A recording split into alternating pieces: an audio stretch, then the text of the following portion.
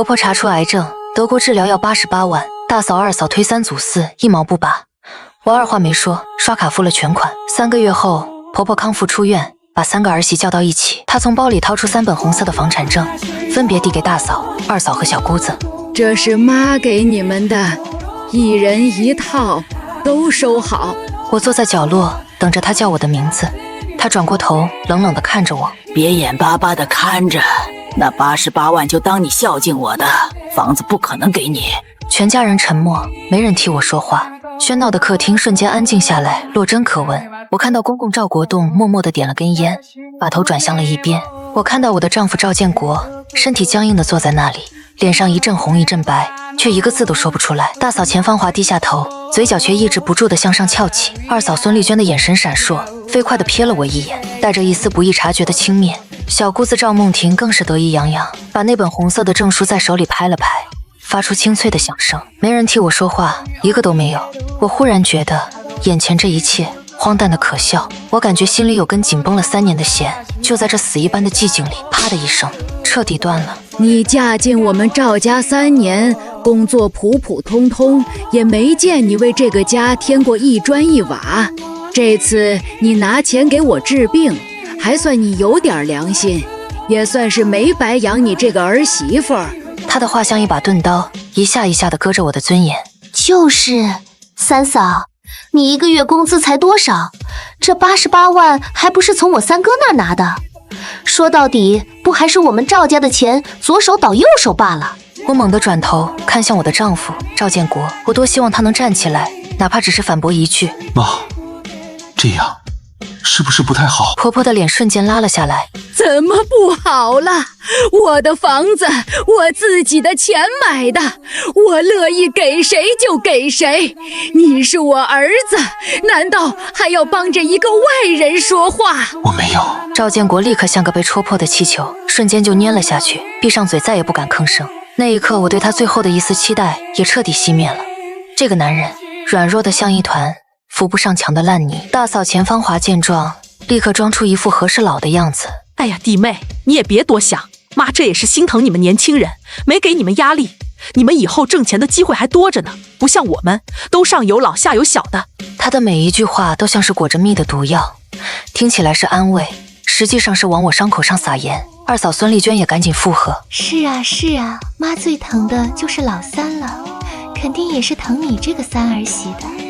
这钱就当存妈这儿了，以后你们有困难，妈还能不帮吗？他们一唱一和，配合得天衣无缝。公公赵国栋重重地咳嗽了一声，似乎是想打破这尴尬的气氛，想说点什么，但他刚一开口，就被婆婆一个凌厉的眼神给瞪了回去。于是他也沉默了，低下头，专心致志地对付碗里的饭。餐桌上的气氛很快又恢复了热闹，大嫂他们开始兴高采烈地讨论着房子的装修风格，小姑子则在畅想她那套大平层要买多大的投影仪。没有人再看我一眼，我像一个透明的孤魂野鬼，被隔绝在了这片虚伪的繁华之外。就在这时，手机轻微地震动了一下，我面无表情地掏出手机解锁屏幕，一封新邮件的提示弹了出来，发件人是慕尼黑国际肿瘤中心，邮件标题是关于患者李翠芳女士后续治疗方案的最终确认。我点开邮件，快速地浏览着，我的目光停留在邮件末尾那行小字上：尊敬的江女士，请在24小时内确认是否启动该方案，否则我们将默认取消并释放为您预留的医疗资源。我盯着那封邮件，盯着那取消2个字，看了很久很久，然后我的嘴角慢慢的勾起了一个冰冷的弧度。婆婆李翠芳的兴致前所未有的高涨。芳华，给你的那套在市中心120平，出门就是商场，以后逛街方便。丽娟，你那套是学区房，110平，以后孩子上学不用愁。梦婷，你那套最大，在新开发区，大平层，视野最好。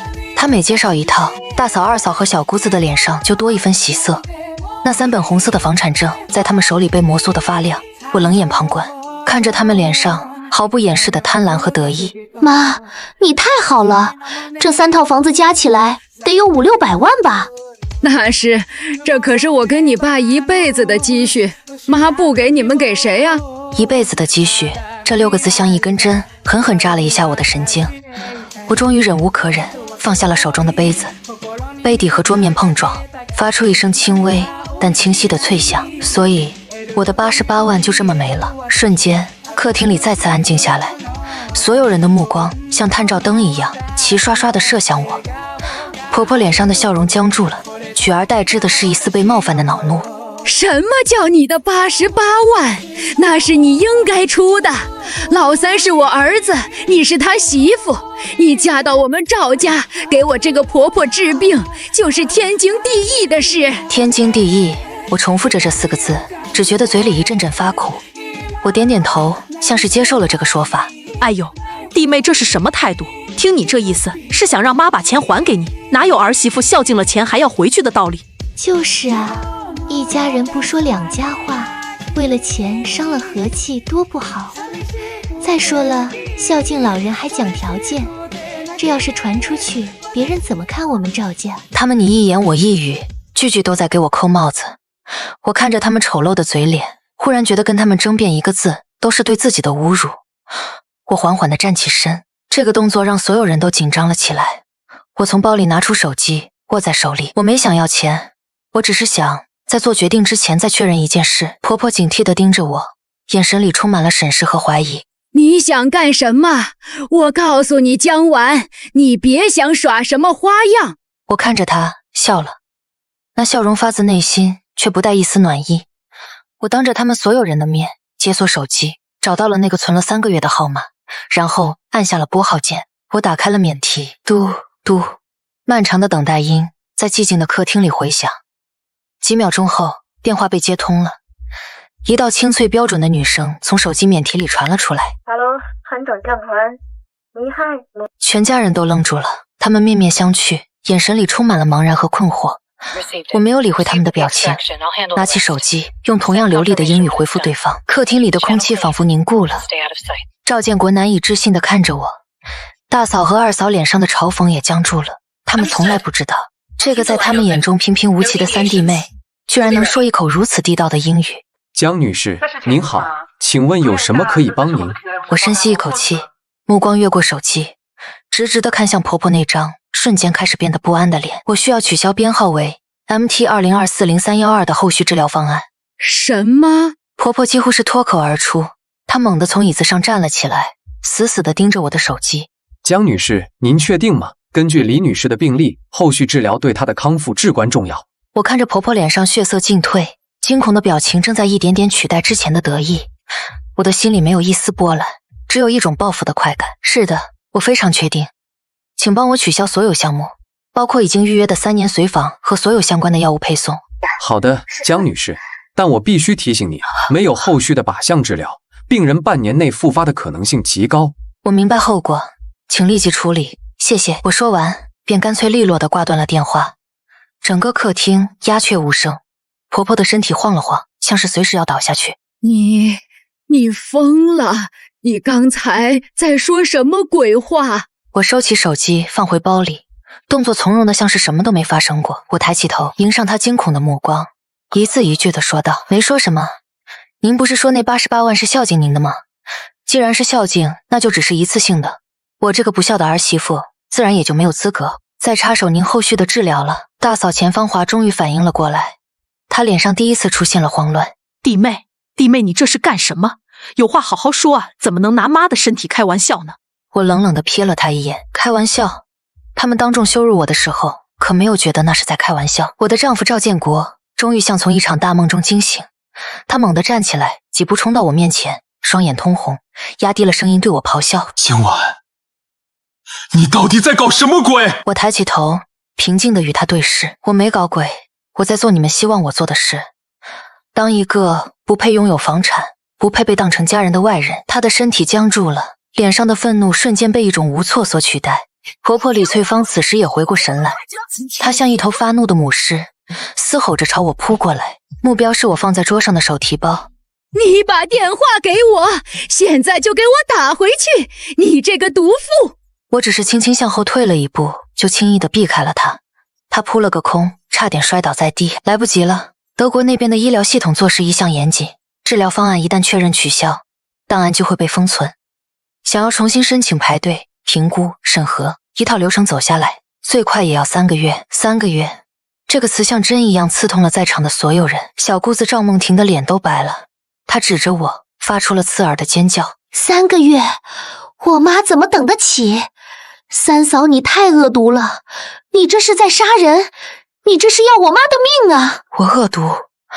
那你们谁能告诉我，在我婆婆住院治疗的这3个月里，我每周2次雷打不动的在凌晨跟德国的主治医生开视频会议，讨论病情和调整用药方案，是为了什么？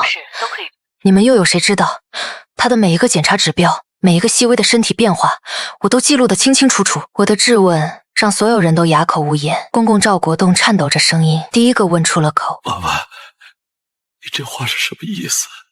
我没有回答他。我从那个被婆婆觊觎的手提包里拿出了一沓厚厚的文件，毫不犹豫地摔在了餐桌上。文件散开，上面全是密密麻麻的英文和德文，还有各种看不懂的医学图表。自己看，大嫂钱芳华离得最近，她一把抢过最上面的几页纸，瞪大了眼睛看了几眼，脸色瞬间变得惨白如纸。这上面说手术只是第一步，后续还需要3年的靶向治疗和免疫疗法。我点了点头，像个宣布最终审判结果的法官。对，每年靶向药的费用是30万，不包括定期检查和专家会诊的费用，算下来3年至少还要90万。90万！二嫂孙丽娟倒吸一口凉气，声音都变了调。加上开始的88万，那不是要178万？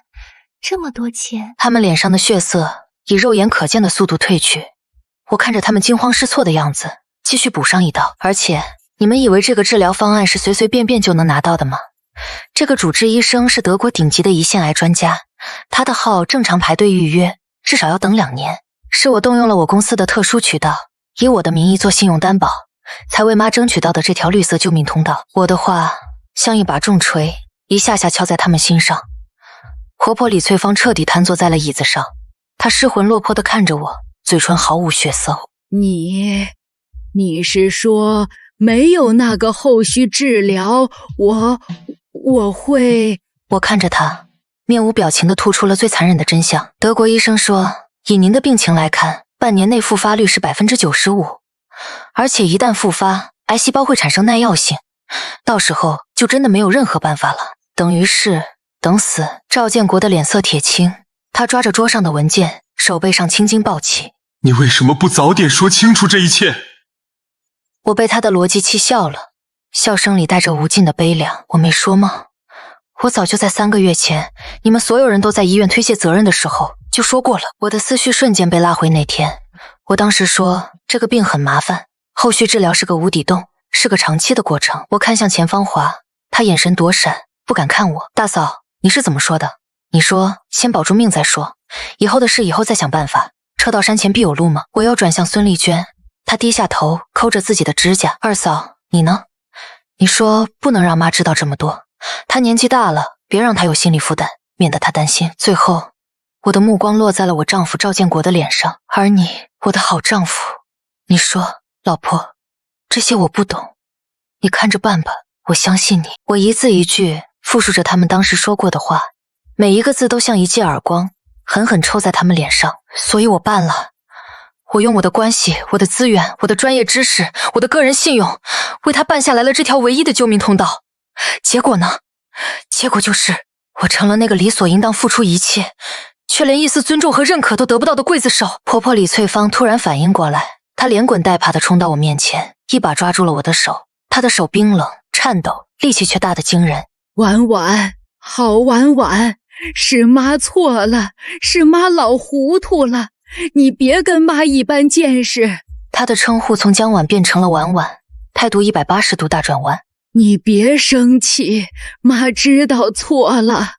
房子给你，那3套都给你，妈1套都不要。我看着她那张写满恐惧和讨好的脸，只觉得一阵恶心。我用力甩开了她的手，声音冷得像冰。不用了，李翠芳女士，你的房子我不稀罕。小姑子赵梦婷急了，她跳起来冲我喊：那你到底想怎么样？你还想不想要我妈的命了？你想要多少钱？你开个价！我看着这个被宠坏的蠢货，像在看一个笑话。钱？你觉得你们现在的诚意值多少钱？大嫂钱芳华咬着牙，终于露出了她的本来面目。江婉，你别太过分了，你这不就是趁火打劫吗？趁火打劫，我猛地提高了音量。这3个月来积压的所有委屈和怒火，在这一刻彻底爆发。当初你们一个个哭穷，把88万的救命钱全推给我一个人的时候，你们怎么不说这是趁火打劫？当初你们心安理得的看着我一个人刷卡，连一句谢谢都没有的时候，你们怎么不说这是趁火打劫？当初你们拿着我用88万换回来的健康，在这里分5、600万房产的时候，你们怎么不说这是趁火打劫？我的声音在客厅里回荡，震得每个人都脸色发白。二嫂孙丽娟还在小声的辩解，可我们当时是真的拿不出来那么多钱。我立刻打断了她的话，眼神锐利如刀。所以现在我也拿不出来了，后续那90万我也没钱了，很公平，不是吗？赵建国死死地盯着我，仿佛要从我脸上看出一个洞来。他突然问了一个迟到了3年的问题：江婉，你到底是做什么工作的？我看着他，这个与我同床共枕了3年的男人，此刻的眼神就像在看一个陌生人。现在才想起来问：赵建国，我们结婚3年了。他愣住了，喃喃自语：你不是说你在一家叫成悦医药的公司做普通文员吗？一个月工资7、8千。我笑了，笑得无比畅快。成悦医药全称是成悦国际医疗集团，全球顶尖的医疗健康产业公司。我不是文员，我是他中国区的副总监。轰的一声，我的话像一颗真正的炸弹在客厅里炸开，所有人都惊得目瞪口呆，下巴几乎要掉到地上。他们的表情从震惊到怀疑，再到无法置信，精彩纷呈。大嫂钱芳华的声音都在发抖，她结结巴巴地问：副总监，那年薪得有多少？我淡淡地瞥了他一眼，报出了一个足以让他们疯狂的数字，不多，税前200万左右吧。不过这不重要。婆婆李翠芳猛地抬起头，眼睛里射出贪婪的光芒，那光芒甚至盖过了她对死亡的恐惧。200万？你一年能挣200万？我点了点头，肯定了她的猜测。是，所以那88万对我来说确实不算什么，我给得起，我同样也供得起后续那90万，甚至更多。我只是不想再供了。小姑子赵梦婷的脸涨成了猪肝色，她指着我，气急败坏地质问：那你为什么要骗我们？你为什么要一直装穷？我的目光越过她，落在了我丈夫赵建国的脸上。他脸色惨白，身体摇摇欲坠，因为我想看看，如果我只是一个家境普通、工作普通、没有任何背景和实力的女人，这个我一心想要融入的家庭会怎么对我？我想看看我的丈夫在我被刁难、被排挤、被当作提款机的时候，会不会站出来保护我？我环视了一圈他们所有人的脸，现在我看到了，清清楚楚，明明白白。所以这场我自导自演的戏也该结束了。赵建国的嘴唇颤抖着，他看着我，眼神里充满了恐惧。江婉，你这是什么意思啊？我没有回答他，我只是从包里拿出了另一份文件，我把它放在了那堆病历的旁边。封面上几个大字清晰可见：婚前个人财产公证书。根据我们婚前的协议，这3年我赚的每一分钱都属于我的个人财产，与你们赵家没有任何关系。婆婆李翠芳彻底慌了神，她之前的嚣张气焰消失得无影无踪，她甚至不敢再直视我，只是一个劲的哀求：婉，不，江总监，是妈有眼不识泰山，是妈糊涂，你原谅妈这一次，妈给你磕头了。说着，她竟然真的要弯下膝盖。我看着她这副丑态，心里只有无尽的讽刺。早知今日，何必当初？公公赵国栋也终于鼓起勇气开了口，声音里满是愧疚：婉婉，你是个好孩子，是我们老赵家对不起你。大嫂钱芳华的反应最快，她立刻把桌上属于她的那本房产证推了过来。对，弟妹，你大人不计小人过，这房子我不要了，我怎么配拿这个房子？二嫂孙丽娟也赶紧有样学样，把她的那本也推了过来。我这个也不要了，都给你，都给弟妹，只要你能救妈的命。小姑子赵梦婷犹豫了一下，看了看他妈惨白的脸，也心不甘情不愿地把房产证放在了桌上。3本红色的证书就这么被推到了我的面前，曾经他们视若珍宝的东西，现在却成了烫手的山芋。我没有去碰那些房产证，只是冷笑了一声：3套房，就算按照市价500万来算，用500万换我继续负责后续至少90万的治疗，并且动用我的人脉和资源去维持这条救命通道。你们这算盘打得可真精明。婆婆一听，急得眼泪都出来了。那你要怎么样才肯答应？婉婉，你说，只要你说出来，妈什么都答应你，什么都行。我等的就是这句话。我慢慢的竖起一根手指。第一，后续的所有治疗费用，你们5个人均摊，包括已经花掉的那88万、178万，除以5。赵建国、钱芳华、孙丽娟、赵梦婷，还有你，李翠芳女士。大嫂钱芳华的脸瞬间就绿了，她肉疼的算了一笔账。那不是每家要出35万6千？我没有理会她，竖起了第2根手指。第二，你们每一个人都要向我书面道歉，亲手写下道歉信，承认这3年来你们对我所有的不公、刁难和羞辱。我不道歉，我没做错什么，凭什么要我道歉？我平静地看着他，眼神里没有一丝温度。可以，那你就准备好，半年后给你妈风风光光地办一场葬礼吧。啪的一声清脆的耳光响起，婆婆李翠芳用尽全身力气，一巴掌狠狠地扇在了她最宝贝的女儿脸上。你给我闭嘴！你想让我死吗？婆婆李翠芳颤抖着手，第一个拿起了我准备好的纸笔。她写得很慢很艰难，接着是大嫂钱芳华，她咬着嘴唇不得不写，然后是二嫂孙丽娟，一边写一边抹眼泪。最难的是小姑子赵梦婷，僵持了10分钟，在婆婆杀人般的目光下才屈服了。公公赵国栋也写了，为她的沉默和纵容道歉。最后轮到了我的丈夫赵建国，他拿起笔看着我，通红的眼睛里充满了复杂的情绪。江晚，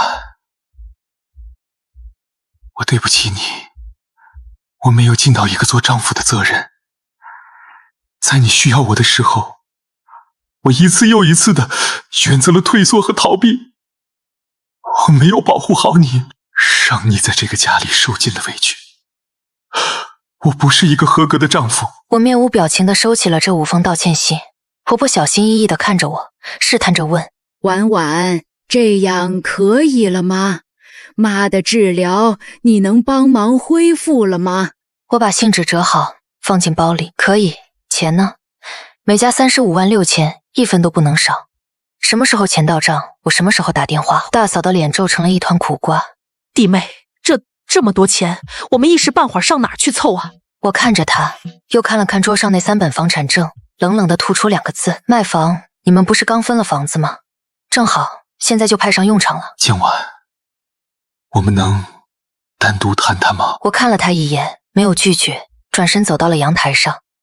他跟了过来，沉默了很久。对不起，我想说的不只是那些，我对不起的是我们的婚姻。这3年，我一直以为你只是个普通的办公室职员，没什么大本事。我觉得我一个人撑起这个家，我挣的比你多，所以你应该对我家里人更好一点，更忍让一点。我不想因为这些事跟家里人闹得不愉快。我现在才知道我错的有多离谱，我才知道你一个人默默地扛了多少事，受了多少委屈。我终于转过头看向他，他脸上的痛苦和悔恨看起来那么真实，可我的心已经不会再为之起任何波澜了。所以呢，你想说什么？他往前走了一步，试图拉我的手，被我躲开了。